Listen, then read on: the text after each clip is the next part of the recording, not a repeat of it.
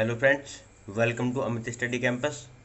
देखिए, आज है 22 जून और 22 जून से करंट अफेयर के जितने भी क्वेश्चंस बने हैं मैं सभी क्वेश्चंस को इस वीडियो के माध्यम से डिस्कस करूंगा और प्रत्येक क्वेश्चन से जो भी फैक्ट निकल कर आएगा उस फैक्ट को भी बताऊंगा। ठीक है दोस्तों, वीडियो स्टार्ट करते हैं। इसमें पहला क्वेश्चन आता है कि अंतर्राष्ट्रीय योग दिवस 2020 का विषय क्या है। देखिए, इसका जो विषय है अंतर्राष्ट्रीय योग दिवस 2020 का विषय यह योग फॉर हेल्थ, योग एट होम। इसको विषय हिंदी में बोलते हैं और इंग्लिश में इसको थीम कह देते हैं। कि थीम जो है अंतर्राष्ट्रीय योग दिवस 2020 की वो योगा फॉर हेल्थ, योग एट होम है। और थोड़ा डिटेल देखते हैं क्वेश्चन। कि हर साल 21 जून को अंतर्राष्ट्रीय योग दिवस के रूप में मनाया जाता है। हर वर्ष के लिए संयुक्त राष्ट्र द्वारा निर्धारित थीम योगा फॉर हेल्थ, योग एट होम है।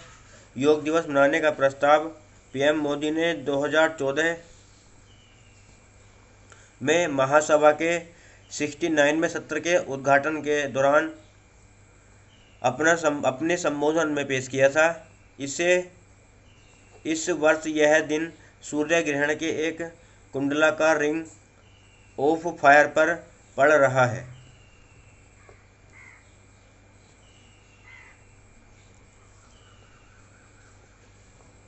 देखिए, नेक्स्ट आता है, किस देश ने कोरोना वायरस संक्रमण की श्रृंखला को तोड़ने में मदद करने के लिए जनता से एक नया स्मार्टफोन ऐप डाउनलोड करने की अपील की है।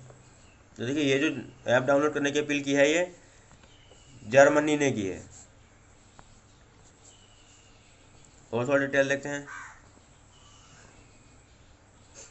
कि जर्मनी ने जनता से कोरोना वायरस संक्रमण की श्रृंखला को तोड़ने में मदद करने के लिए एक नया स्मार्टफोन ऐप डाउनलोड करने की अपील की है।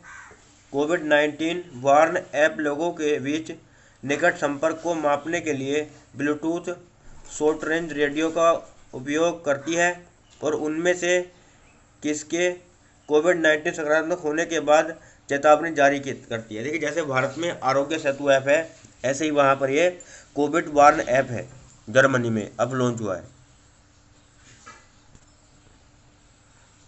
यह ऐसे ऐप में से एक है जो यूरोपीय सरकारों को उम्मीद है कि यात्रा और पर्यटन की सुरक्षित रूप से पुनर्जीवित करेगी।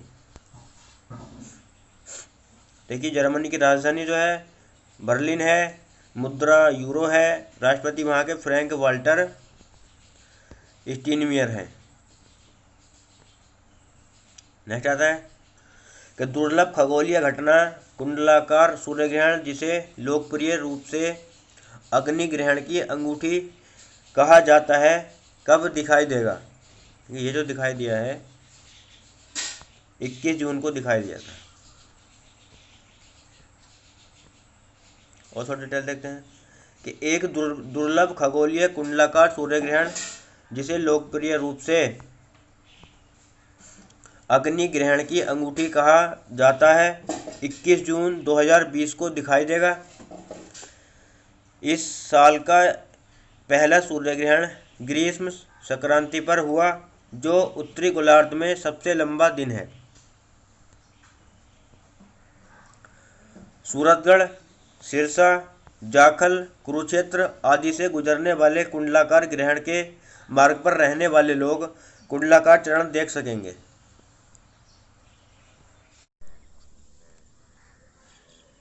नेक्स्ट आता है कि भारत में राष्ट्रीय वाचन दिवस कब मनाया जाता है। तो देखिए, भारत में राष्ट्रीय वाचन दिवस जो मनाया जाता है 19 जून को मनाया जाता है। आइए थोड़ा इसके बारे में जानते हैं। और कि भारत 19 जून को राष्ट्रीय वाचन दिवस मनाता है।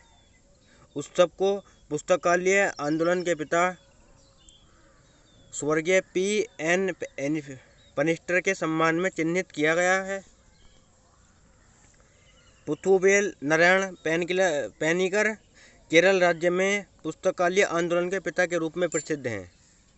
अगले सप्ताह को वाचन सप्ताह के रूप में मनाया जाएगा, जबकि 18 जुलाई तक पूरे महीने को वाचन मास के रूप में चिन्हित किया जाएगा। नेक्स्ट आता है कि जून 2020 में जारी Forbes real time billionaire billionaire सूची में मुकेश अंबानी की रैंक क्या है? तो देखिए मुकेश अंबानी की जो रैंक है ये वर्ल्ड में 9वें स्थान पर है। देखिए यहीं पर अगर हम बात करें तो पहले नंबर पर जो है लगातार तीसरी बार फर्स्ट रैंक पर आने वाले अमेजन के संस्थापक वेद जोसेफ ही हैं, अब के भी पहले फर्स्ट रैंक पर। और थोड़ा डिटेल देखते हैं कि फोर्ब्स रियल टाइम बिलियनियर की सूची के अनुसार रिलायंस इंडस्ट्रीज के अध्यक्ष मुकेश अंबानी ने दुनिया के शीर्ष 10 अमीरों की सूची में स्थान बनाया है। उनकी शुद्ध संपत्ति $5.3 बिलियन से $64.6 बिलियन या 4.9 लाख करोड़ रुपए हो गई है। अंबानी इस सूची में 9वें स्थान पर हैं, जो गूगल के सह संस्थापक लैरी पेज से एक पायदान ऊपर हैं। देखिए लैरी पेज जो हैं ये 10वें स्थान पर हैं, जो $64.5 बिलियन की संपत्ति के साथ 10वें स्थान पर हैं। ये लैरी पेज जो हैं। नेक्स्ट आता है कि खगोलविदों ने हाल ही में स्विफ्ट J181810 से 1607 नामक सबसे कम उम्र के ज्ञात न्यूट्रॉन स्टार की खोज की है। यह कितने साल पुराना है? तो देखिए ये जो है 240 साल पुराना है। और थोड़ा डिटेल देखते हैं कि खगोलविदों ने हाल ही में सबसे कम उम्र के ज्ञात न्यूट्रॉन तारे की खोज की, जो केवल 240 वर्ष पुराना था। लौकिक मानकों द्वारा एक नवजात शिशु मैग्नेटर एक विस्फोटित तारे से पैदा हुआ था। न्यूट्रॉन सितारे नामक अत्यधिक ब्रह्मांडीय वस्तुओं का परिवार है। हाल ही में एस्ट्रोफिजिकल जर्नल लेटर्स में इसके बारे में प्रकाशित एक अध्ययन के अनुसार इसे स्विफ्ट J1818 से 1607 नाम दिया है। नेक्स्ट आता है कि विश्व सिकल सेल दिवस कब मनाया जाता है? तो देखिए विश्व सिकल सेल दिवस जो है ये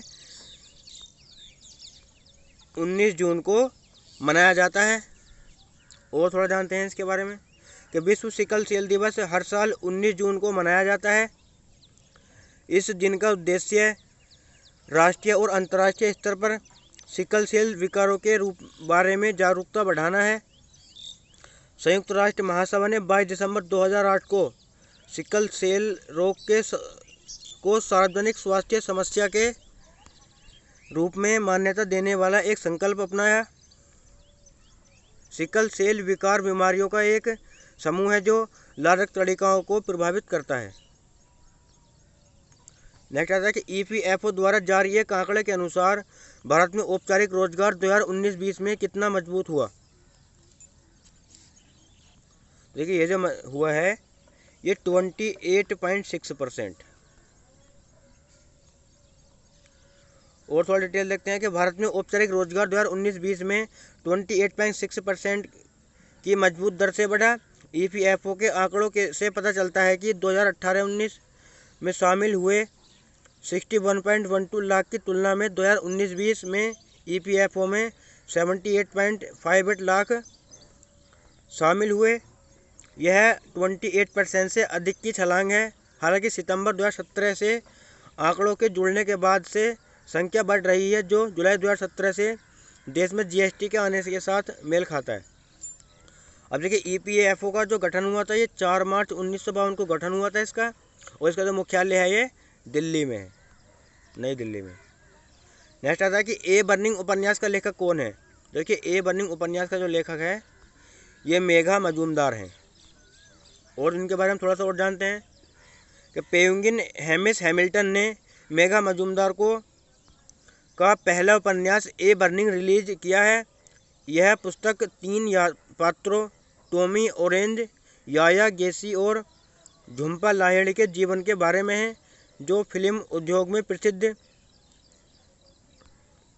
दिवालकर भारतीय समाज में बदलाव के साथ राजनीतिक शक्ति के लिए मध्यम वर्ग का उत्थान करना चाहते हैं। पुस्तक को नोपक डबलडे पब्लिशिंग ग्रुप द्वारा प्रकाशित किया गया था।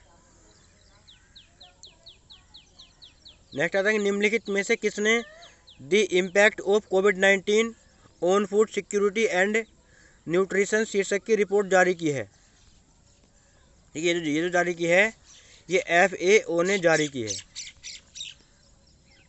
और थोड़ा देखते हैं कि नोवेल कोरोना वायरस कोविड-19 महामारी के कारण फरवरी 2020 से लगभग 45 मिलियन लोगों को तीव्र खाद्य असुरक्षा में धकेल दिया गया है। यह जानकारी खाद्य और कृषि संगठन की एक रिपोर्ट में दी गई।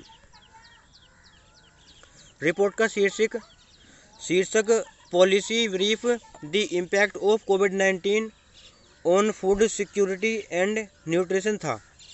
देखिए FAO का जो मुख्यालय है ये रोम इटली में है। इसकी स्थापना हुई थी 16 अक्टूबर 1945 को FAO की स्थापना हुई।